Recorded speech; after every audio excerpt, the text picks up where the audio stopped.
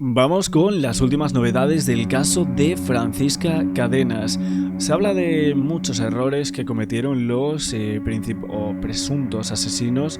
Iba a decir ya los que van a ser condenados, pero por el momento no está claro. Hay varias cosas que hasta este instante no están claras del todo de cómo sucedieron los hechos, pero está claro que el Lolo, según la UCO, conoce todos los elementos de la muerte. Esto es algo muy importante. Importante porque hasta este instante el único que ha confesado ha sido el Juli.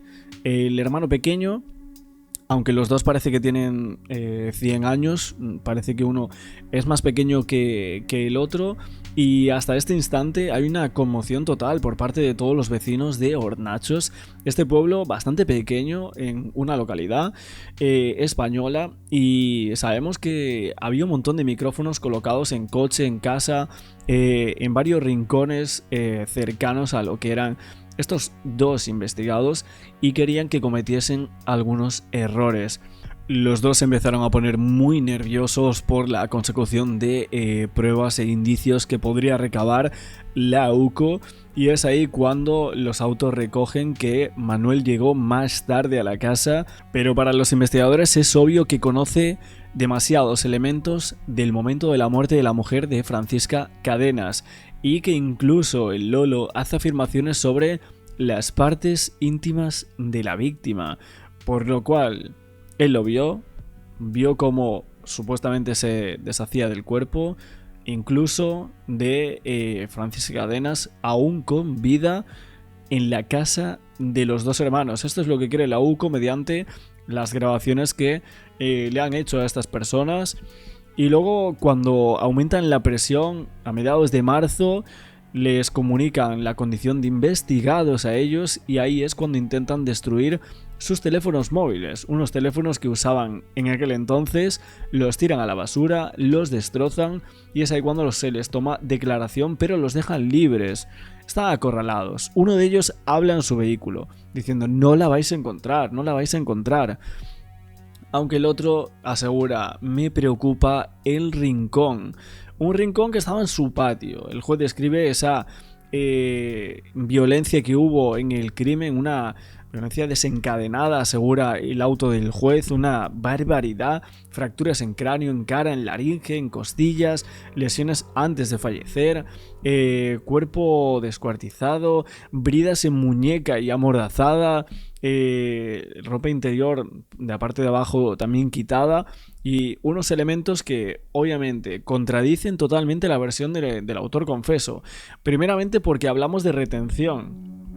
O sea, la mujer estuvo retenida en contra de su voluntad, según estos informes, y el hermano pequeño habla de un golpe súbito, por lo cual hablamos de que primeramente ya hay una contradicción bastante grande entre lo que nos detalla el cuerpo, los cuerpos hablan, y ha contradicho al asesino confeso de este caso. Pero los errores han sido brutales por parte de los dos. No es que hayan sido tremendos, es que realmente esta gente los tenían que haber pillado, rapidísimamente. Estuvieron a punto ya en el primer momento del caso. Cuando se produce la desaparición, todos empiezan a buscar a Francis, y el hijo hasta cree que podría estar allí, no le dejan pasar. Sigue con la mosca detrás de la oreja, y tantos años después aún seguía con esa mosca diciendo: ostras, ¿por qué no me dejó pasar este señor, no?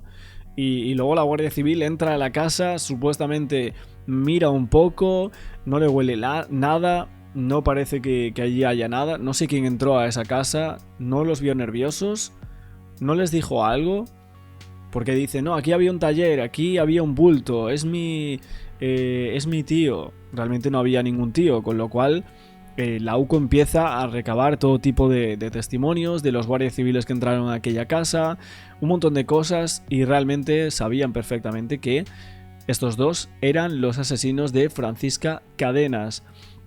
Un cúmulo de cosas, y obviamente vemos cómo ella fue atada, y cómo esa inusitada violencia que presentaban los restos de la mujer, lo vemos al final, que esa obsesión que tenían supuestamente los dos hermanos, primero uno, pero luego también el otro, según lo que el auto del juez y los investigadores así lo creen, vemos como el caso se presenta de una forma bastante horrible. Así lo contamos en muchos de nuestros vídeos. Vamos a ver qué dicen también en televisión y ahora seguimos dando más detalles de un caso que ya se presenta como escabroso. Y al verle consumiendo cocaína, Francisca se lo recriminó. Eso es lo que cuenta él. Pero a partir de ahí, Cantero, ¿qué dice Julián que pasó? Adela, fue sobre las 11 de la noche de ese fatídico 9 de mayo de 2017, como bien comentas, según ha declarado Julián González ante el juez, cuando Francisca Cadenas entró por esta puerta que estamos viendo en imagen, la cual se encontraba entreabierta. Ella llegó con la voluntad de preguntar por el estado de salud del tío de los hermanos González, algo que era habitual en la relación entre ambos vecinos. Justo en ese momento, como bien has comentado, le sorprende consumiendo sustancias tóxicas. Él ese día además comenta que había consumido en exceso y en mitad de un ataque de ira acabó con la vida de Francisca Cadenas. También dice que cuando José Antonio, el hijo pequeño de Francisca Cadenas, llega hasta la puerta de su casa, no le deja entrar en el interior del domicilio y que en mitad de todo el revuelo formado en esta calle no supo cómo deshacerse del cuerpo de Francisca Cadenas. Vamos a ver su declaración. Es la declaración de Julián González, el asesino confeso de Francisca Cadenas, según recoge el diario El Mundo. Me sorprendió en mi casa metiéndome coca y ofuscado, la maté. Según señala este en su manifiesto judicial, asegura que Francisca entra en su casa para preguntar por la salud de su tío. La puerta se encontraba medio abierta y ella entró y me vio metiéndome rayas de cocaína. La mujer, afirma Julián, le recrimina la situación y es entonces cuando él, en un ataque de ira y bajo los efectos de las drogas, tienen una fuerte discusión y termina golpeándola de forma reiterada. Francisca fallece de manera instantánea. A ver, todo esto, primeramente, aquí hay algunas dudas porque básicamente lo que aquí sucede es que tenemos una versión que están dando los medios de comunicación, también por la declaración del Juli, es justo lo que tienen que hablar, porque él ha declarado esto, aunque ya vemos que presenta demasiadas contradicciones esta primera declaración. Esto va a jugar en su contra totalmente. Pero el problema es que hay algunos investigadores que creen que el Juli la raptó. O sea, este es uno de los titulares que había salido hace unos días atrás. Ahora hablamos de la hipótesis de que ella fue a preguntar por el tío. Pero es que esto es lo que dice él. Esto es lo que dice él. Puede ser verdad, alguna parte de su declaración puede serlo. Puede ser verdad, pero también puede ser que la haya raptado. Rápidamente, cuando iba a ir a su casa, en ese callejón, ahí no la ve nadie, y él pues tuvo esa macabra idea. La raptó, terminó con su vida a 20 metros de su casa, ¿no? Y bueno, esto es lo que esta investigación sugería. Todo giraba en torno a esa calle Nova de Hornachos, en la que la mayoría de gente no se podía llegar a imaginar la brutalidad que había tenido la desaparición forzosa de esta mujer. Pero ¿realmente entró ella a la casa o la hicieron entrar? Tras el crimen, y según recoge el diario El Mundo, confiesa que intenta trasladar el cuerpo a otro sitio fuera de su vivienda, pero asegura que en el exterior prácticamente todos sus vecinos y los familiares de Francisca ya la están buscando. Mi madre la ha hecho desaparecer alguien cercano. De hecho, corrobora la versión de José Antonio, el hijo de su víctima, donde afirma que la noche del 9 de mayo de 2017 llama a su puerta y que no le permite entrar puesto que su madre ya está muerta. Julián sostiene que esconde el cadáver sin que su hermano se entere. Yo salí del hospital y media a las 11 y algo. Y que espera que este se marche al día siguiente para enterrar a escondidas el cuerpo en el patio. 11 y algo, rápidamente lo dijo ahí, 11 y algo. Además, confirma ante el juez que el ruido que escuchan sus vecinos corresponde con las herramientas que utiliza para enterrar el cadáver. La Guardia Civil, en los días posteriores, realiza inspecciones oculares en su vivienda y como estos no encuentran nada, decide mantener los restos de Francisca en su casa hasta el nuevo registro de la UCO el pasado 11 de marzo. No sigan, está ahí enterrada. Y así es como Julián se lo revela al sargento 9 años después del crimen. Bueno, hasta incluso confiesa en ese instante, hasta el último momento no confiesa el Juli, no sabíamos nada de esto. Estaba viendo ahora justamente de ese hospital de Mérida que dice que estaba con su tío, este señor, este personaje. Literalmente está a unos 40 minutos más o menos el hospital de Mérida de la casa de esta persona, o sea, de la casa en donde terminan con la vida de Francisca Cadenas, unos 40 minutos, o sea que a las 11, a las 12 ya estaba en casa este señor, ¿no? Porque dice, salía a las 11, ¿no? 11 y algo, dice, bueno, a las 12 más o menos, 12 y media, este hombre ya estaba en casa, entonces no creo que todo fuera tan rápido, no creo que descuartizar el cuerpo en 2 minutos, ¿no? Al final hablamos de que era suponemos, o sea, un asesino principiante, nunca habría hecho algo así, pero bueno, fue desde esa zona, Almendralejo, y luego hasta Puebla de la Reina y Hornachos, ¿no? Donde allí se encuentra con que su hermano, pues, ha cometido esa barbaridad, ¿no? Supuestamente, esto es lo que la UCO cree hasta este momento, pero también hay otros indicios en las llamadas, en los mensajes que dan a entender que el Manuel, o sea, el Lolo, también participó en el hecho. Dan a entender esto. No sabemos si por fantasmear, ¿no? Este término que a veces suelo usar, ¿no? O sea, decir algo de una forma un poco agrandada o algo así, como que le gusta, ¿no? Eso. Vemos que los dos fantaseaban con ese tipo de cuestiones, ¿no? Incluso el tema de que iba robando ropa interior a algunas vecinas, o sea, eran supuestamente unos enfermos, o sea, eran unos enfermos. Crimen. Y quien ha tenido acceso a esa declaración de Julián González es David Vigario, periodista del Mundo. Tú publicas hoy esta información y es una declaración que, como tenemos aquí detrás, choca frontalmente con lo que dicen tanto el informe preliminar del forense como lo que dice el auto del juzgado. ¿Qué tal? Muy buenos días. ¿Qué tal? Muy buenos días, compañeros. David, dice que fue fruto de la ofuscación, que muere por un golpe de manera instantánea. Entonces, ¿por qué tendría tantos golpes en las costillas, en la cara? Claro, hay algunas cuestiones que no casan, ¿no? Aquí la duda es que si su confusión es un atenuante para las posibles penas. Yo no soy un experto legal ni jurídico, pero está claro que si él asume o dice que iba puesto hasta arriba, y valga la expresión, que había consumido cocaína, eso yo creo que es un atenuante o que puede ser a lo mejor alguna recomendación de su abogado. Por encima de cualquier cosa, aquí las dudas están. Si realmente fue iniciativa suya el ir a por la mujer al pasadizo, hay que tener en cuenta que esta mujer hacía el recorrido, Francisca, casi todas las noches porque ella cuidaba a la niña de la pareja todas las tardes.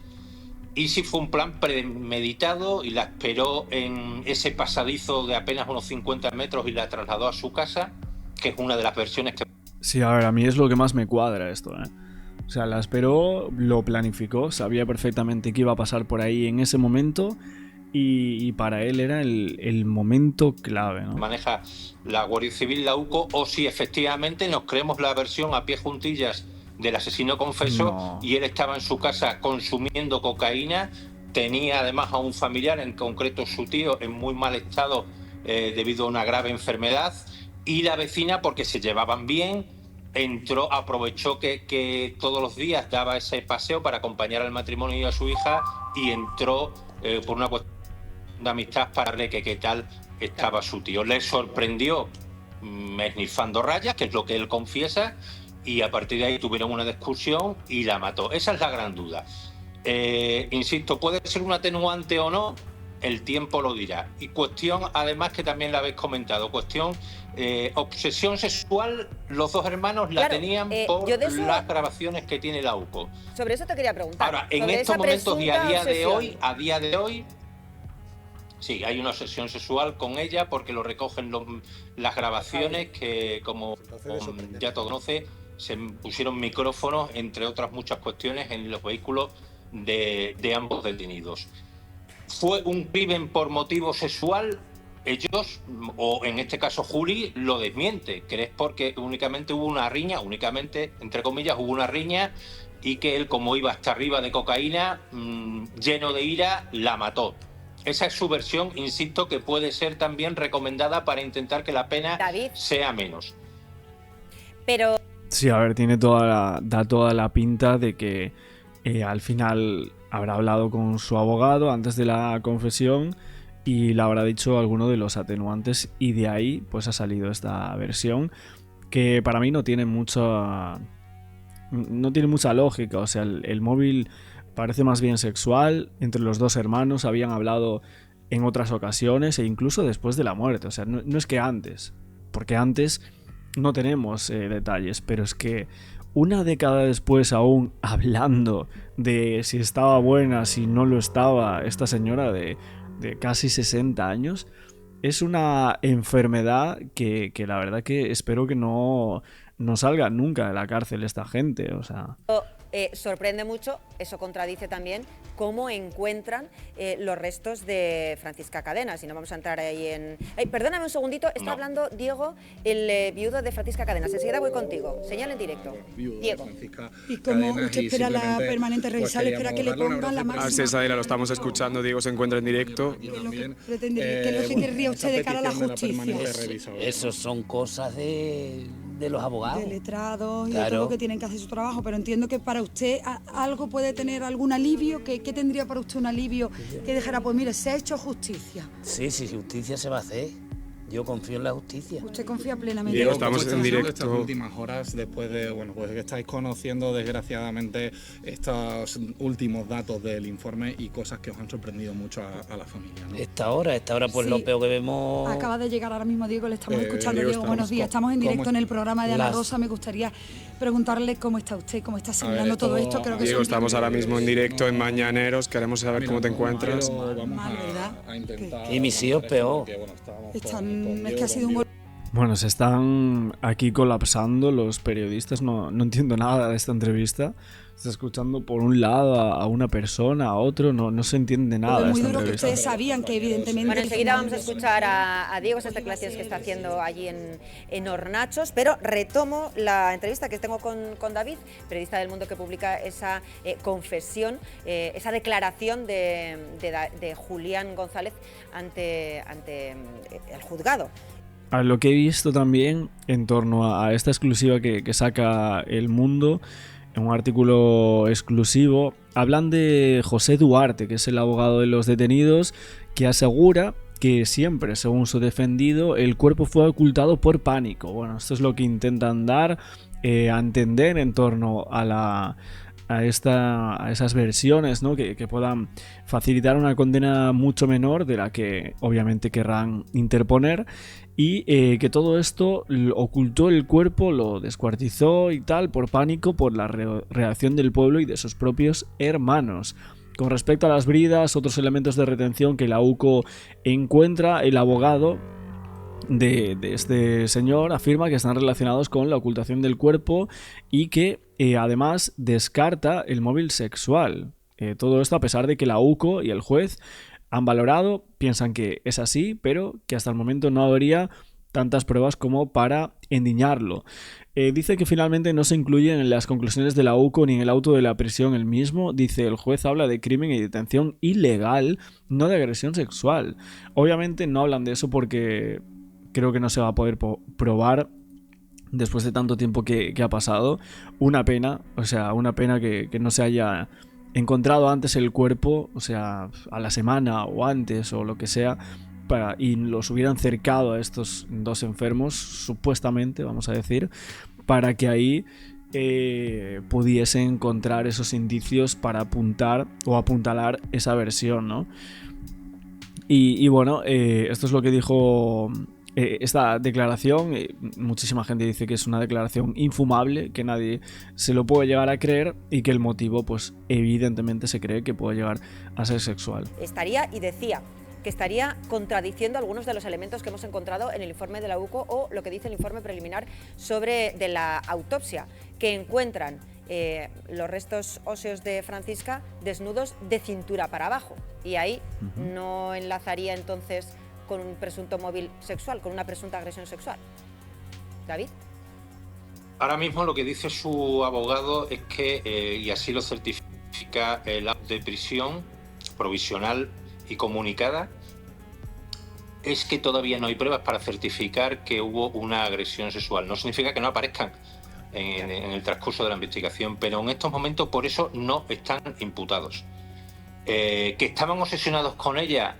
Sí. Parece ser, es un ¿no? caso además muy similar, si os acordáis, al que ocurrió en Extremadura hace muy poco tiempo en Monesterio, donde también una mujer de un poquito menor edad apareció enterrada en la finca de un vecino durante 4 años y sí se pudo confirmar que hubo una agresión sexual. Vamos a ver qué ocurre, pero por el momento no se ha podido comprobar ni por parte de la UCO ni en las declaraciones, ellos lo han confesado, Claro, David. o en este caso Julián, porque él sigue culpando a su hermano, o que él dice es que aprovechó para enterrarla cuando su hermano al día siguiente se va a trabajar. Él intenta culpar a su hermano. Yo no sé si tienes más información sobre ese punto, porque estarías culpando a su hermano. Dice, el otro hermano estaba en el hospital con ese tío que estaba enfermo, vuelve a la casa, ahí no sabemos. Si el hermano se encuentra el cuerpo de Francisca Cadenas, si Francisca Cadenas en ese momento seguía viva, si es consciente de que ahí hay unas obras, de que él las está haciendo y de en qué momento habría, de verdad es muy duro decirlo, pero descuartizado el cuerpo de Francisca Cadenas. ¿Todo esto tampoco encajaría o sí con esa exculpación al hermano? David. A mí no me encaja, porque dice es que esa misma noche intenta ya trasladar el cuerpo fuera del pueblo y fuera de su vivienda, pero que va a salir y que se encuentra su calle, la calle se llama así, Calle Nueva, pues con un revuelo y una alarma lógica de todos los vecinos que se conocen de toda la vida en un pueblo pequeño, a 3.000 habitantes y más en esa calle donde todos en el día a día son no amigos pero sí muy conocidos, que va a salir y que se encuentra a la familia y que se encuentra a todos los vecinos, pues lógicamente con la alarma de que Francisca ha desaparecido. Hay que recordar que en esos momentos ya su hijo José Antonio intenta, como en el resto de viviendas, acceder a la suya, la de los 2 hermanos, y que Julián no le deja. Prácticamente le cierra la puerta en las narices, valga la expresión, porque dice, no tengo a mi tío enfermo, perdonar, pero no le dice, no te puedo, ni dice perdonar, le cierra de mala manera, y esa es la sospecha que siempre tuvo José Antonio y el resto de Francisca Cadenas, que estos podían ser los principales sospechosos. Él intenta deshacerse del cuerpo, según su versión, esa misma noche. No puede porque, claro, evidentemente no va a salir con el revuelo que hay en la calle y ya en el pueblo. Y es cuando piensa en enterrarla en el suelo del patio. Según él lo hace al día siguiente, de ahí los ruidos que escuchan los vecinos cuando su hermano se va a trabajar, era jueves, se va a trabajar el jueves. Y luego intenta en alguna otra ocasión volver a desenterrar el cuerpo y llevárselo fuera de su vivienda. Pero ¿qué ocurre? Que empiezan las primeras investigaciones de la Guardia Civil, que sin todavía autorización judicial, la Guardia Civil, no la Guardia Civil de Extremadura, entra en su casa hasta en 2 ocasiones, que hace un registro no con los medios que tiene la UCO. Hay que tener en cuenta que estamos en 2010. En 2 ocasiones entran a la casa de estos señores. Bueno, ya la que contaron ayer en televisión es terrible, ¿eh? Lo contamos por aquí de... creo que fue Nacho Abad, ¿no? El que lo dijo de... O sea, con exclusiva de que entraron allí, vieron como un bulto y todo. Esto suponemos que está en alguna de las diligencias de entramos a esta casa, entramos a la otra, pero nos dijeron esto, nos dijeron lo otro. Algunos testimonios de los guardias civiles, pero 2 veces entraron. 17. Tampoco son los medios tecnológicos de 2026. David, ¿sabes si revisar todas las estancias de la casa? Todas las habitaciones de la casa. Ahí hay diferentes versiones. Hay una inspección ocular. En una habitación, Julián dice, no molestéis mucho porque ahí está mi tío, que está muy enfermo y prácticamente la Guardia Civil entra en la habitación en una visión ocular, ve efectivamente que hay como un bulto en la cama y creen que efectivamente es su tío. Pero en otra habitación hay una especie de obras o una especie de taller y está prácticamente precintada, no por la Guardia Civil, sino por ellos mismos. Perdóname, David. Pero ¿realmente el tío estaba allí o no estaba en la casa? ¿Estaba el tío enfermo allí en la casa o no lo estaba? Perdóname un segundito, David, volvemos hasta Hornachos. Pregunta Cantero a Diego, el viudo de Francisca. En la casa, ¿no? Que tocaste en la puerta. Cantero, adelante. Él salió un poco nervioso, dijo José Antonio, que salió nervioso de la casa. ¿Qué fue lo que os dijo? Claro. ¿Cuándo? Sí, Adela está respondiendo ahora mismo en este momento a preguntas de distintos compañeros. Le tocó la puerta y la abrió Juli, muy nervioso. Mi hijo tuvo de segunda ahí. Esa noche Julián abrió la puerta muy nervioso. Un paraguas que yo creo que estaba hasta el lolo ya dentro casa y ahí no salieron. No salieron. O sea, que eso es mentira, que se ha dicho de que salieron. Sí, salieron luego ya después. Cuando vino la Guardia Civil, ¿no? Salieron ya luego después, cuando vino la otra Guardia Civil.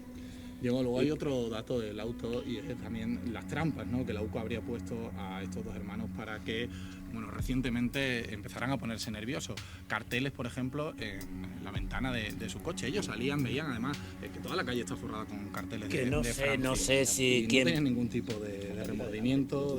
Remordimiento van a tener eso. No tiene. Visto lo visto. Y os seguía mirando la cara. Esos tienen mucha cara para todo, sí, eso sí. Pues Esos tienen sangre fría para hacerse y mucho más. Hasta Diego, incluso como me decías hace unos minutos, para estar en la boda sentados con tu cuñada. No sé, yo no me fijé con quién estaban sentados, pero que así estuvieron. Diego, muchísimas gracias. Ha sido usted muy generoso parándose Diego. con nosotros. Señal en directo que nos llega desde Hornachos. nosotros Diego, el no- viudo de Francisca Cadenas, ayer hablaba con nosotros, primera vez que lo hacía ante las cámaras de televisión, algo que le agradecemos. Una familia absolutamente consternada por lo que ha ocurrido y más por los detalles que estamos conociendo, los últimos, los que publica David, Diario El Mundo, la confesión de Julián Gómez, con unos detalles que hay que poner en entredicho y con muchas comillas porque son las declaraciones de un asesino confeso. David, gracias, enhorabuena por esa información. Volvemos. Bueno, informaciones y creo que evidentemente hay que ir dándole vueltas a absolutamente todo lo que va saliendo en estos días, ¿no? Esperemos que no pare la información en torno a este y bueno, otros casos, siempre que se redacte, ¿no?, de los autos que están siendo filtrados. Es cierto que este tipo de desapariciones, en un primer momento, cuando no se sabe nada, pues las televisiones o los medios como que dejan el caso y parece que ahí se va a terminar y bueno, gracias a Dios este tema por lo menos podemos tener una resolución y veremos finalmente cuál es la verdad judicial, porque la verdad real seguramente nunca se llega a saber porque estos dos nunca la han dicho, se sabrá a medias, aunque nosotros intentaremos ir reconstruyendo todos los datos que vayan dando entre las confesiones de uno y de otro y finalmente si los dos salen condenados de este hecho, que la verdad que por los detalles que hay resulta muy enfermizo. Luego nos vemos en un próximo vídeo a las 9 de la noche, si no me equivoco, en unas horitas. Estaremos por ahí analizando un poquito más de este caso y unos detalles que se han filtrado hoy, que la verdad que a mí me ponen los pelos de punta. Fíjate que llevamos un tiempo tocando casos, pero los detalles que vamos a comentar, si realmente resulta que puedan llegar a ser ciertos, hablamos de un caso muy muy horrible. En un primer momento no se pensaba que tanto, pero los detalles que vamos a contar dentro de unas horas son tremendos. Como siempre, like, suscribiros al canal con la campana y nos vemos luego con un nuevo vídeo.